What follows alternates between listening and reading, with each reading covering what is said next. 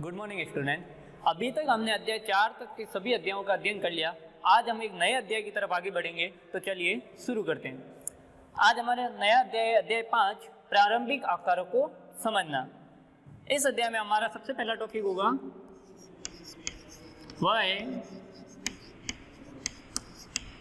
रेखाखंडों को मापना। हमने रेखाखंड की परिभाषा समझ रखी है कि दो बिंदुओं को मिलाने वाला सबसे छोटा मार्ग रेखाखंड कहलाता है। अब रेखाखंड को मापना, इसमें हमारे पास 3 प्रकार होते हैं। पहला है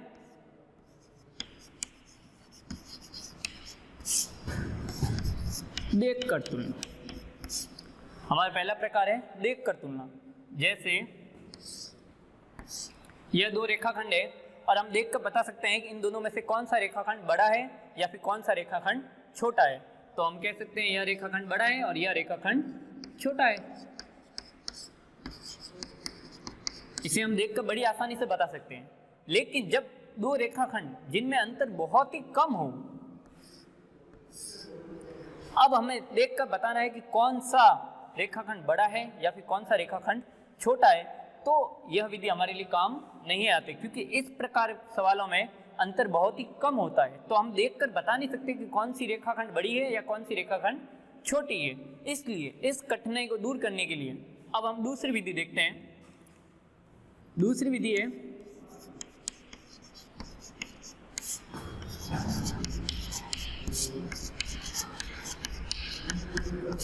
अक्ष द्वारा तुलना। दूसरी जो हमारी विधि है वह कहलाती है अक्ष द्वारा तुलना। इस विधि में हमारे पास क्या होता है कि हम कोई दो रेखाखंड हमें दे रखे हैं और हम लेते हैं एक ट्रेसिंग पेपर। क्या लेते हैं? ट्रेसिंग करते हैं पेपर के ऊपर। अर्थात हम एक पेपर लेते हैं और उस पेपर के ऊपर इस लाइन के बराबर एक रेखा सावधानी से खींच लेते हैं। फिर उस पेपर को हटा के इसके ऊपर रखते हैं। यदि वह बड़ा पड़ रहा है तो यह रेखाखंड बड़ा है, और अगर वह रेखाखंड यहाँ तक ही आएगा, पेपर यहाँ तक ही आ रहा है, तो यह वाला रेखाखंड हमारा क्या हो जाएगा? बड़ा। कैसे? जैसे यह एक रेखाखंड है और यह दूसरा रेखाखंड है। अब हम क्या करेंगे, एक कागज लेंगे और उस कागज पर यहाँ से लेके यहाँ तक की एक सीधी लाइन खींच लेंगे। फिर इस कागज को हटाएंगे और इस रेखा के ऊपर रखेंगे और देखेंगे कहाँ तक जा रहा है। यदि ये रेखा बड़ी पड़ रही है तो यह रेखाखंड बड़ा है, और नहीं तो यह रेखाखंड छोटा है। यह विधि भी इतनी उपयोग नहीं है, क्योंकि इसके अंदर हमें जो पेपर पर ट्रेसिंग करेंगे तो हमें बहुत सावधानी रखनी पड़ती है और इस विधि में हमें टाइम भी अधिक लगता है, इसीलिए हम इस विधि का भी उपयोग नहीं करते हैं। और अब हमारे पास तीसरी विधि है, वह है रूलर एवं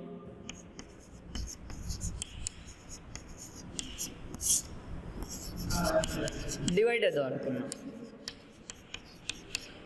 तीसरी विधि है रूलर एवं डिवाइडर द्वारा भी तुलना। इसमें हम क्या कहते हैं, रूलर का अर्थ होता है स्केल।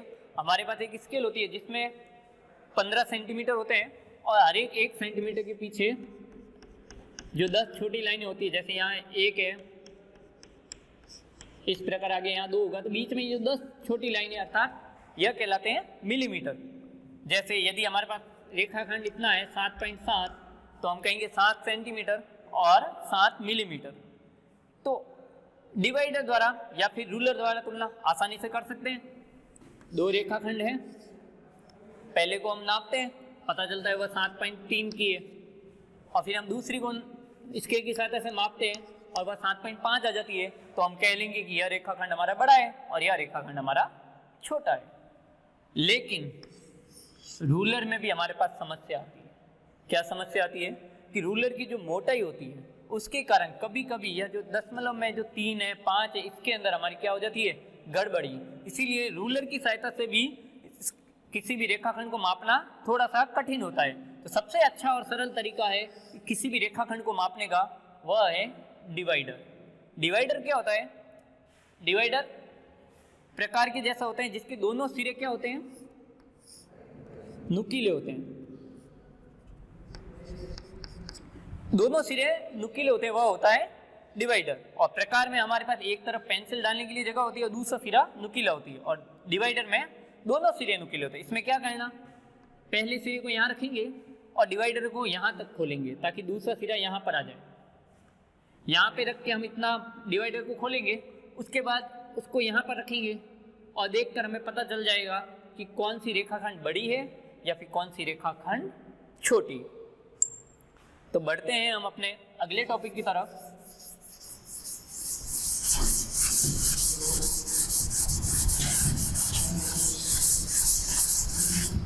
हमारा अगला टॉपिक है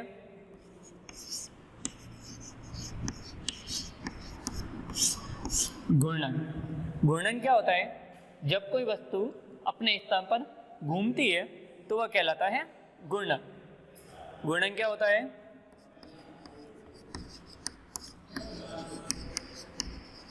जब कोई वस्तु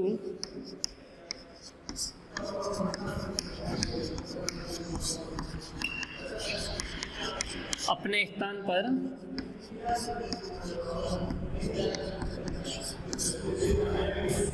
घूमती है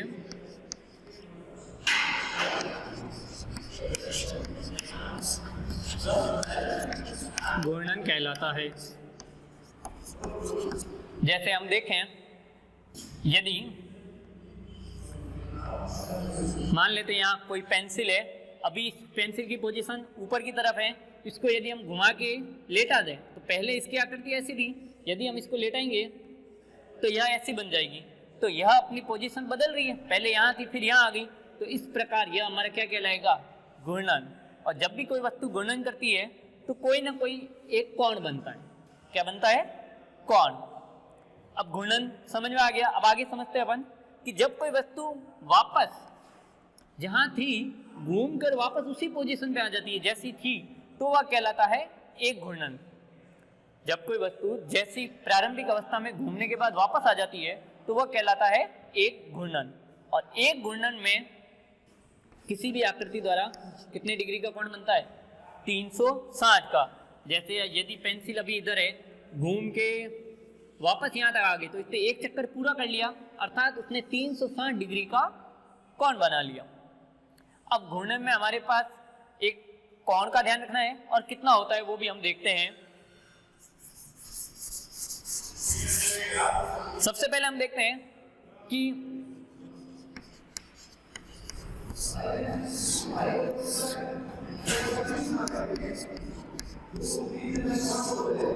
घूर्णन और कोण। यदि कोई वस्तु अपने स्थान पर 1/4 घूर्णन करती है, कोई वस्तु अपने स्थान का 1/4 घूर्णन करती है तो कोण कितने डिग्री का बनेगा? 90 डिग्री का। यदि कोई वस्तु अपने स्थान पर 1/2 घूर्णन करती है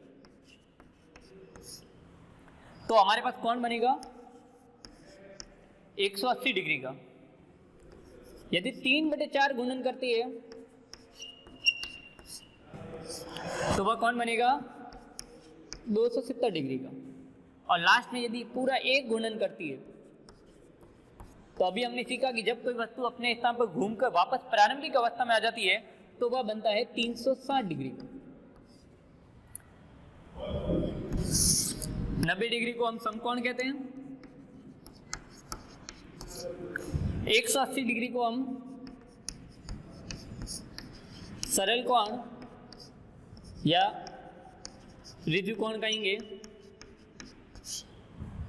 270 डिग्री यह प्रतिवर्ती कोण होता है। प्रतिवर्ती कोण का मान 180 से बड़ा और 360 से कम होता है। और 360 डिग्री को हम कहते हैं संपूर्ण कोण। अब ये 1/4 गुणन 90 डिग्री कैसे होता है समझते हैं।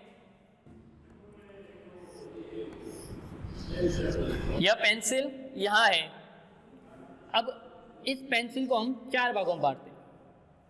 पहले घूम के यह वाली पोजीशन आ जाएगी, फिर यदि हमने इसको और घुमाया तो इधर पोजीशन, तीसरी बार और चौथी बार ये घूम के वापस पूरी अपनी पोजीशन पर आ जाती है। अब हम देखें तो पहली बार में इसने इतना डिग्री का यहाँ से लेके यहाँ तक आया, यानी कि इसने एक घूर्णन किया तो यहाँ हम देखें कितने डिग्री का कोण बना, 90 डिग्री का कोण बना, 90 डिग्री का। और कुल कोण का योग कितना है 360 डिग्री, और भाग में आ जाएगा 360, और जब हम इसको काटेंगे तो हमारा आंसर आ जाएगा 1/4। इसीलिए 90 डिग्री को कहते हैं 1/4 घूर्णन। यदि 180 करेगा तो यहाँ से घूम के यहाँ तक जाएगा। 180 का क्या अर्थ होता है, सीधी सरल रेखा। यानी अभी तक ऊपर थी और वापस नीचे की तरफ आ जाएगी। तो जब पूरी 180 डिग्री घूमेगी तो कोण का मान हुआ 180 डिग्री और कुल मान हमारे पास 360 डिग्री है। जब हम इसको सरल करेंगे तो यहाँ भी हमारे पास उत्तर आ जाएगा 1/2, अर्थात 180 डिग्री का अर्थ होता है 1/2 घूर्णन, यानी कि कोई वस्तु अपने स्थान पे आधा घूमती है तो वह कहलाता है 1/2 घूर्णन। 270 अर्थात यहाँ तक 270 डिग्री का कोण बनेगा और कुल कोण का मान हमारे पास है 360 डिग्री और इसको यदि हम सरल करेंगे तो हमारे पास उत्तर आ जाएगा 3/4 और लास्ट यदि पूरा एक चक्कर लगा देगा तो वह हमारा कहलाएगा एक घूर्णन। अब अभी तक तो हमने सीखा घूर्णन के बारे में। अब हम देखें तो घूर्णन दो प्रकार से होता है। घूर्णन के दो प्रकार हैं, एक है क्लॉकवाइज और दूसरा है एंटी क्लॉकवाइज। यानी कि कोई भी वस्तु अपने स्थान पर दो तरीके से घूम सकती है। पहला है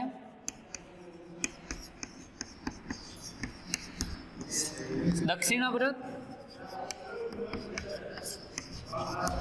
या जिसे हम कहते हैं घड़ी की दिशा में,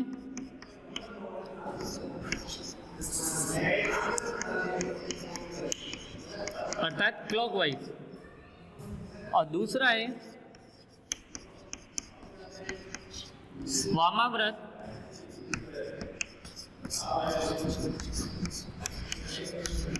घड़ी की विपरीत दिशा,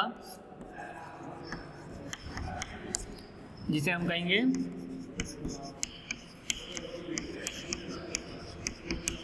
एंटी क्लॉकवाइज। जैसे कोई व्यक्ति, यदि हम दिशाओं की बात करें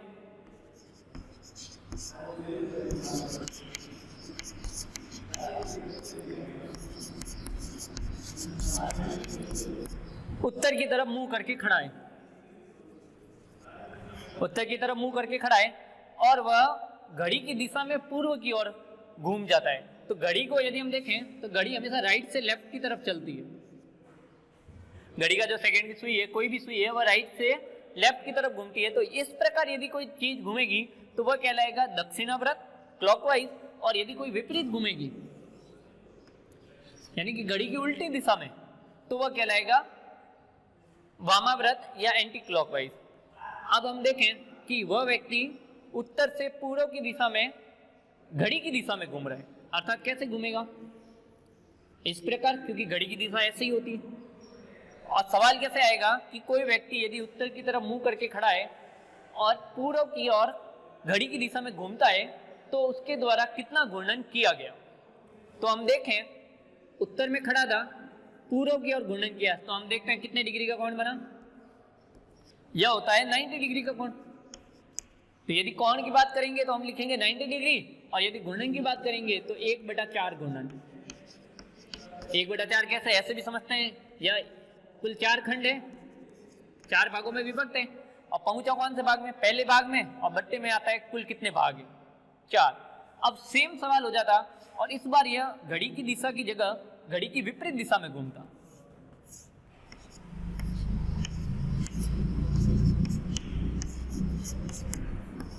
इस बार यह उत्तर में तो मुंह करके खड़ा है, लेकिन इस बार घड़ी की दिशा में नहीं घूम रहा है, इस बार घूम रहा है घड़ी की विपरीत दिशा में, अर्थात इस तरह से घूमेगा।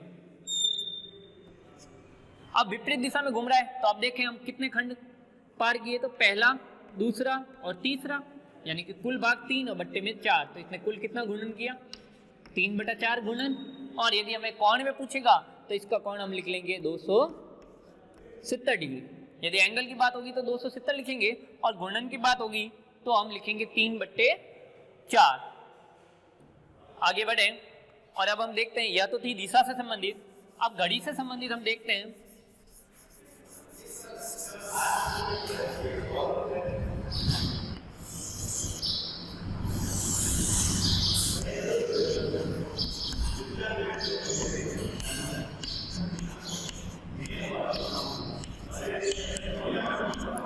यदि हम घड़ी की बात करें और मान लेते हैं घड़ी की घंटे की सुई है, वह है 12 पर, घंटे की सुई 12 पर है, और अब सवाल पूछता है कि यदि घंटी की सुई 3 पर आ जाएगी तो कितने डिग्री का कोण बनेगा या कितना घूर्णन होगा।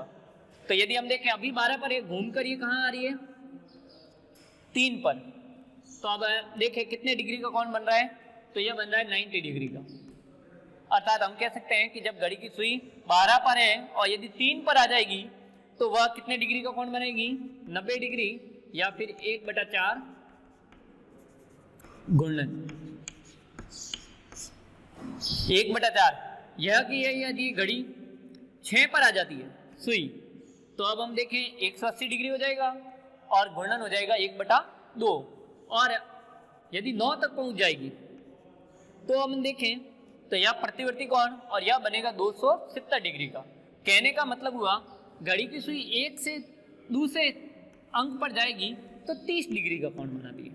कितने डिग्री का कोण बनाएगी 30 डिग्री का। कैसे,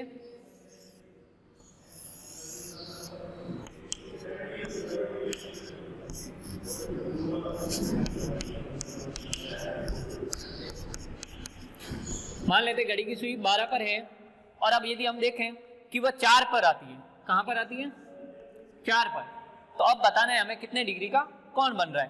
तो अभी हमने देखा एक अंक का अर्थ होता है 30 डिग्री का कोण। कितने डिग्री का कोण 30 डिग्री। तो 1 2 3 और 4 कोई मिला के 4 अंक गई, तो 30 को हम यदि 4 से गुणा करेंगे तो हमारे पास आ जाएगा 120 डिग्री। अर्थात 12 से यदि 4 पर आएगी तो कितने डिग्री का कोण बनाएगी 120 डिग्री। अब ये 30 कहां से आया वापस समझते हैं। 12 पर है और घूमकर वापस 12 पर आएगी, इसका अर्थ क्या हुआ एक घूर्णन, और एक घूर्णन में होते हैं 360 डिग्री। और अब हम देख लें घड़ी में अंक कितने हैं, अंक 12 है, तो इसमें यदि हम 12 का भाग देंगे तो हमारे पास एक अंक का मान आ जाएगा 30 डिग्री। जैसे एक और लेते हैं सवाल।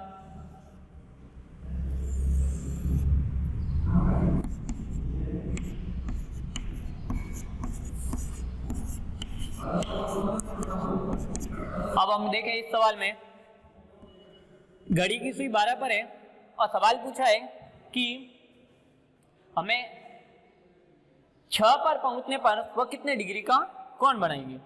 तो हम घड़ी की सुई 12 पर यदि 6 पर जाएगी तो एक तो सीधा ही तरीका हमें दिख ही रहा है, सरल रेखा है। इसका अर्थ हुआ यह कितने डिग्री का कोण बनाएगी 180 डिग्री का। किंतु यदि हम चेक करना चाहे तो देखते हैं तो 1 2 3 4 5 और 6 अंक पे आ गया ये, तो इसे हम 30 को 6 से गुणा करके हम देख सकते हैं 180 डिग्री। तो हम कह सकते हैं कि 180 डिग्री का घूर्णन होगा। तो इस प्रकार आज की क्लास में हमने घूर्णन और रेखाखंडों को मापने का सीखा। नेक्स्ट क्लास में हम इससे संबंधित कुछ प्रश्नों को हल करेंगे। धन्यवाद।